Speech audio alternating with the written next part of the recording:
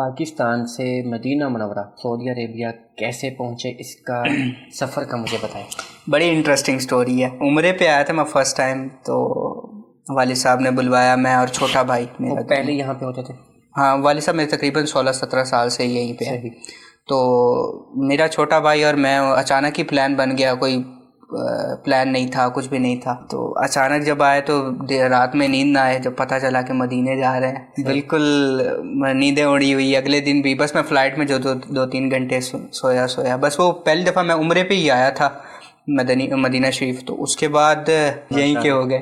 پھر آپ نے ویزا اپلائی کر دیا؟ ہاں، اس کے بعد یہ ہوا کہ میں چلا گیا واپس۔ یہ بھی بڑی اچھی سٹوری ہے کہ جب میں واپسی پاکستان گیا تو دل نہیں لگ رہا تھا، بڑا اچھا دل اداس، سارا دن مدینہ مدینہ مدینہ مدینہ، حتیٰ کہ میرے ذہن میں یہ تھا کہ میں نے اب جو ہے نا مدینہ پرماننٹ شفٹ ہونا ہی ہونا ہے، اب لازمی جانا، اور اس کے لیے میں مدینہ آنے کے لیے میں نے پڑھائی چھوڑ دی۔ اچھا، پڑھائی میں کچھ بہتر تھا تو میں پڑھائی چھوڑ دی میں نے، سب کو دل نہ لگے، پڑھائی نہیں کر رہا، کالج کبھی جاتا تو کبھی نہ جاتا۔ اب ایک دفعہ میں گیا کالج تو میں نے اپنے سے ہی، میرے ایک کلاس والے ہیں مدثر، تو اپنے سے میں نے اسے کہہ دیا کہ بھائی میں مدینہ شفٹ ہو رہا ہوں۔ اچھا، اور شاید وہ مبارک گھڑی ہوگی، قبولیت کی گھڑی ہوگی کہ جو ہے نا پھر میں مدینہ آ گیا۔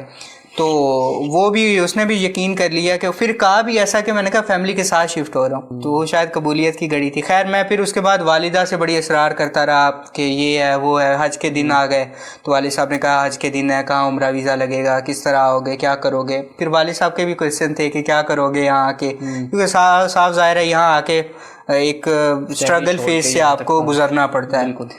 یکدم ہی کوئی آ کے یہاں پہ بلینئر نہیں بن جاتا، ہر کسی کی اسٹرگل سٹوری ہے۔ تو میں جب یہاں پہ آیا تو وہی ہوا کہ والد صاحب نے کہا آپ بتاؤ کرنا کیا ہے، میں نے کہا جو ہوگا دیکھا جائے گا۔ تو 2-3 مہینے تو یہ ہوا کہ والد صاحب کی بڑی سپورٹ رہی، اب تک بھی الحمدللہ بہت زیادہ میرے والد صاحب کوآپریٹیو ہیں، اور اسٹارٹ اپ سے جیسے جو دل کرنا ہے، جیسے دل کرنا ہے، جس طرح رہنا ہے، جس طرح نہیں کرنا، آپ کی مرضی، آپ رہو، آپ کرو، آپ کی لائف ہے، آپ نے جو، انہوں نے کبھی روک تھام نہیں کی، نہ سختی کی کبھی، اور دوستانہ ماحول بہت زیادہ ہے میرا۔